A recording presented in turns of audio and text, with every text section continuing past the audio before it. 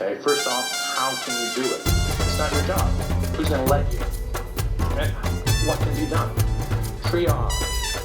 You can find out what the numbers are. For our students, quarterly students, real numbers. It's called anonymous polling. If it cost $1 million, I could ask you for $1 million and you'd be all impressed and give it to me. It involves a penny.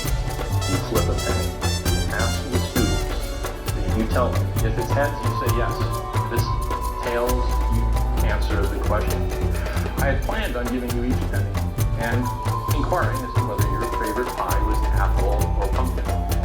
It's a bit complicated because you can't answer, so I'm going to skip ahead. We could still do it. I could ask you to write on a piece of paper. Pick the top or the bottom. I could ask you to do it now if I can't ask you for your permission. But let's say you were to write on a piece of paper.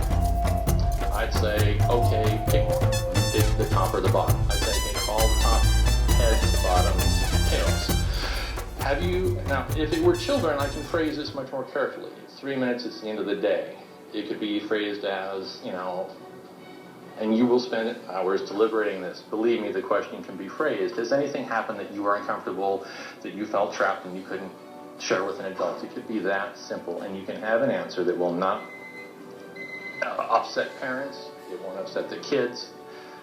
If I ask, excuse me for pointing, but one of you, whether your favorite pie is apple or whatever, you won't tell me. But I can ask all of you. You'll say heads, heads, tails, tails, heads, heads, heads, tails, tails. None of you will know whose favorite pie or whatever. Okay, so we can ask our children these tough questions. That is not an excuse. I'm out of time. Yes, wrap up, please.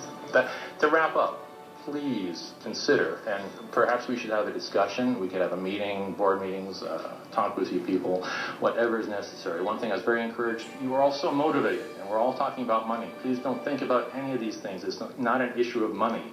It is an issue of acknowledging that there's a problem and then worrying about it. If a child is on fire, and that's what we're talking about, this is literal abuse, and they're on fire now, not next month, not last month, it's not someone else's kids. As we're speaking, out of our 250,000 kids, students, 50 are newly being abused as we're speaking, and they're on fire in pain now, this second.